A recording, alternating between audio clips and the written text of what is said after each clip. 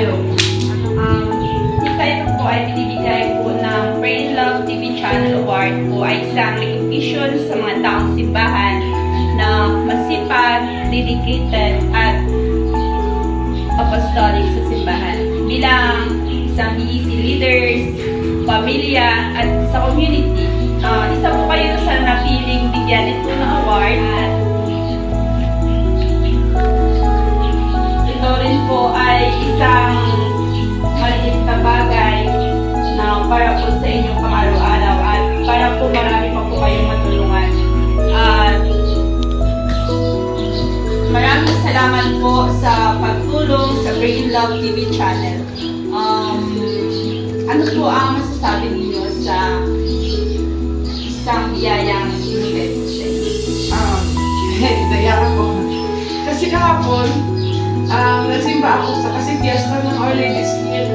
Nandun ako sa Casa Maria, nagdadalawang isip ako kung pupunta ako kasi baka umulan, wala akong sasakyan.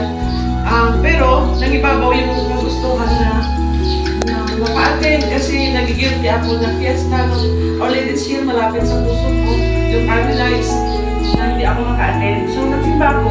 Tapos nung nandun na, siyempre, single mother ako. Tapos financially down or financially drained. Pero despite nun, nagsisikap ako na makunan yung aking responsibility as PEC leader kasi nangako nag-oath kami na magpatuloy na mag-guide sa community, sa mga tao. Kasi kahit mahirap, kung ang kahirapan lang yung ating iintindihin, hindi natin kakayanin na mag-serve sa simbahan. Kasi palagi tayong kulang.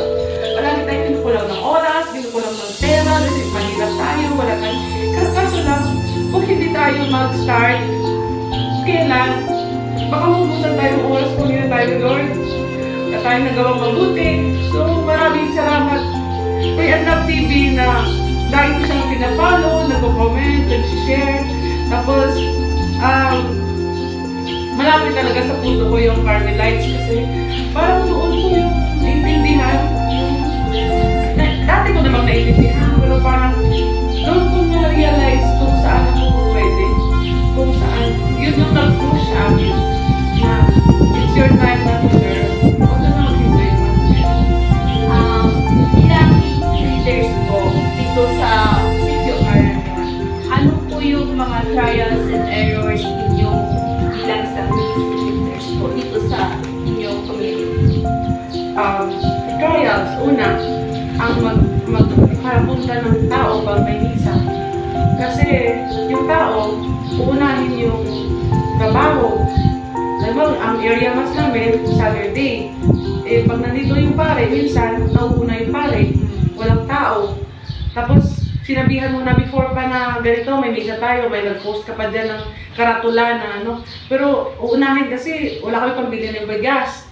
So, yun ang challenge. Kasi, kung pwede lang, nabigyan na lang ng bigas para lang magsimba. Kaso, paano mangyayari kung pare-pareho namang hindi gano'n ang mabuti ang yung status sa financial. Ang pagkukulang ko, minsan siguro, dumarating sa time na naiirita ka, na bakit gano'n kayo? Bakit ako nga ganito? So, parang pumapasok yung pride. So, doon na, ako na rin mismo yung nag-correct sa sarili ko na hindi dapat gano'n. Balik sa sabi nga ni San Teresa, na lahat ng ito ililipas din. So siguro, gagawin ko na lang yung makakaya ko. Tapos sana, through my example, with the grace of God na yung mga tao ma-inspire na sumunod. Sana, gano'n. Tita, thank you so much dahil po isa po kayo sa mga inspirasyon ng mga kabataan dito sa Sitio Marañon. And thank you so much dahil isa rin po kayong leader na nagpapatuloy para patayo at pagandahin po itong chapel. Sana po patuloy po kayong maging inspirasyon dito sa Sitio Marañon. Maraming salamat. Maraming salamat, Pray and Love TV. Maraming salamat, Father Richard. God bless you always.